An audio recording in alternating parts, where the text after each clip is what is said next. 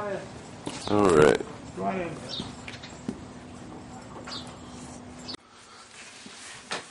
So, I was just wondering, what are some of the key leadership skills that you've used in creating the culture, the legacy that is the D. Wayne Lukas Racing Stables? Well, at the onset, you have to understand that most people in life want discipline. A lot of them won't admit it, but most people thrive and do better if they have direction and discipline in their life. There is no real advancement. I always say that for a person to really be successful, they have to have discipline, dedication, and a spiritual awareness. And those three things will take them to the next level. But even young people crave discipline. So you have to start by being, I don't want to say in charge, but you have to learn they have to respect you in whatever you're trying to accomplish. And with that, you don't want to force that. It has to come gradually through a process of day-to-day involvement. I always say you have to take the tension out. Okay. Tension will indirectly will produce lack of performance if there's tension. And tension is caused by two things. Number one, it's caused by people being asked to do something that they're not capable of, or number two, being asked to do something they're not prepared to do.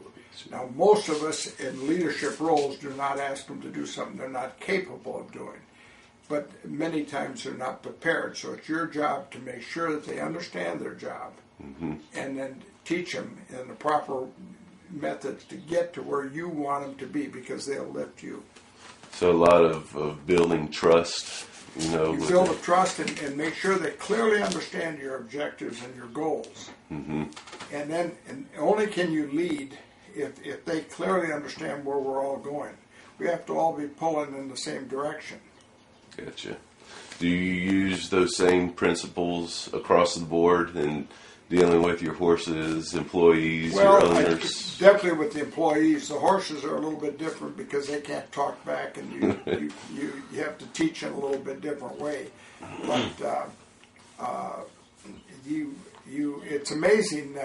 When I was a kid, I used to go to the county fair, and they had the horse pulling contest. In fact, they got them in Louisville this week, or did this last Saturday. They had them over there. And they would have a single horse, a draft horse, pulling in these contests a weight of so many pounds. And they were all about the same. But as soon as they put two together and hitched two, they not only pulled double what the single one would, but almost 3 or 4 times as much as a single horse would. And I always think that's pretty much where we're at too. If everybody's pulling in the right direction, we got a chance to be successful. It's beautiful. I think of you as a storm cat in way of prodigy. Todd, Dallas, Kieran, the makers. I just learned Steve Dunn, who is my trainer and a dear friend, worked for you for a year and a half.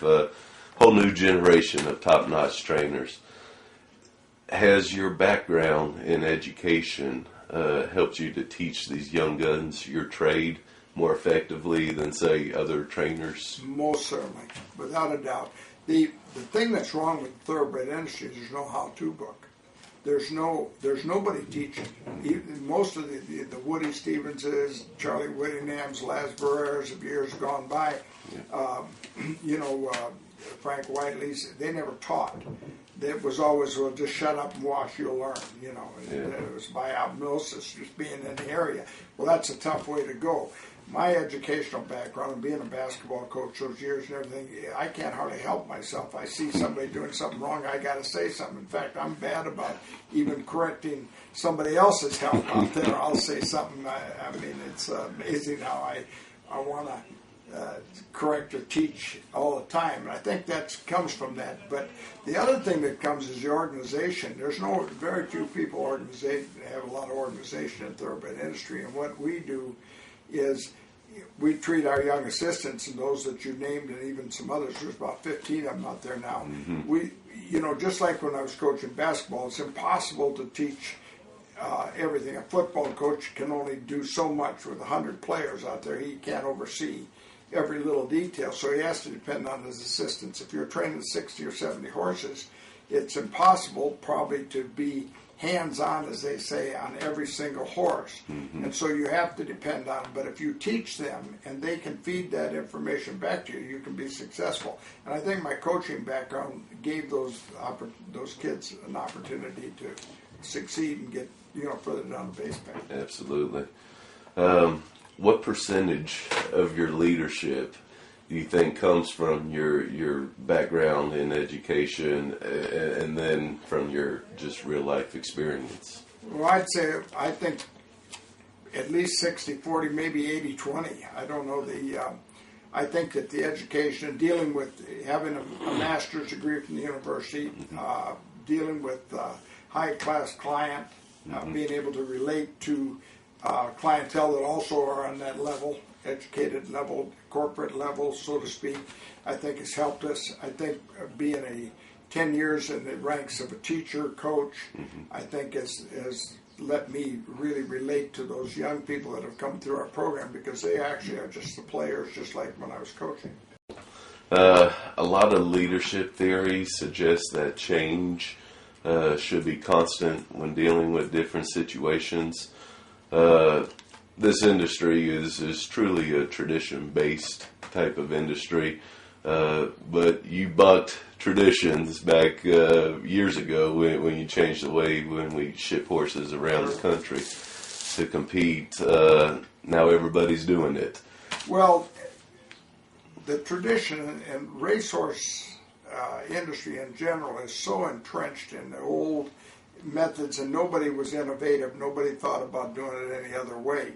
We decided early on that there was a better way to do it. It used to be the old-time trainer would sit in front of the stall, and he had his little domain there, 4 or 5 or 6 horses, and maybe 2 or 3 of them were superstars or good horses. The other 3 or 4 were not, and consequently, by just sitting in one place, you had 2 or 3 doing well, and 3 or 4 or 5 that weren't doing well at all, or not having any production. So what we decided to do, that there was a place for every one of them. You just had to get them in a different area, a different racetrack, a different spot, and they could be productive too. It's like not everybody's going to play in the NFL. A lot of great college players come out and they try, their dream is to play in the NFL. Not many make it. But if they could drop back down to the college quality players or even lower, they would be successful. Unfortunately, that is the way it works. Yeah. What gave you that drive, just to say? I don't know. I think your drive, I always laugh. I tell my help that the 3 greatest motivators are fear, hunger, and greed. But the drive, I think some people just have it and some people don't. I'm interested I'm very success driven. I want to compete. I don't look back. What we've done 5 years ago, 5 weeks ago, 5 minutes ago doesn't interest me at all. And so I don't know, that I think comes from maybe being grown up in a competitive family. I don't know where that all comes from, but I've always had a lot of ambition. Being forward driven to succeed. Sure. Yeah, I've always been that way in everything I've done. Yeah. The industry as a whole is lacking in leadership. The NTRA was set up to kind of fill that role, and they're barely keeping their heads above water. What happened there, and why can't the industry create that commissioner type of leadership? Well, there's a number of answers to that question. First of all, I think that a lot of our leadership is we haven't gotten people with great horse thoroughbred racing training backgrounds in those leadership roles. We've taken executive types that we've had to teach the thoroughbred industry too. That's the first thing. That's not to be critical, but we've got some high salaried corporate people in there that really don't have a feel for it. They're on the job training, if you want to know the truth. Yeah.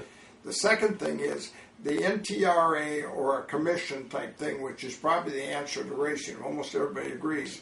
It's difficult because the tracks are like an island. They have their own selfish agenda, selfish interest, and they do not want to cooperate. Churchill Downs could care less about Delaware Park. Penn National or Monmouth Park could care less about Delaware.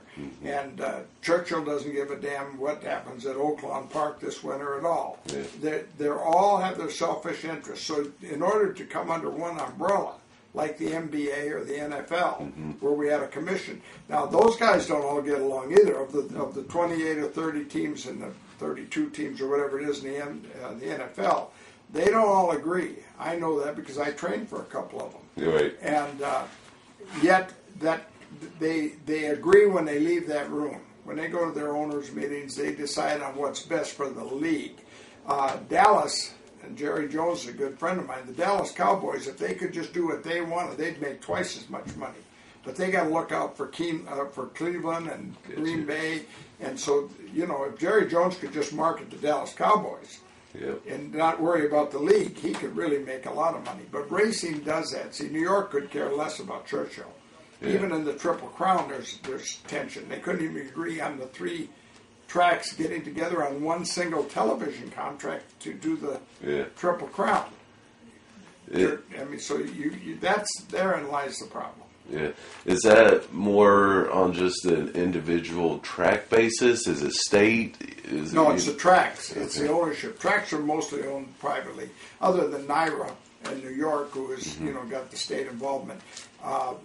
Churchill's a private corporation.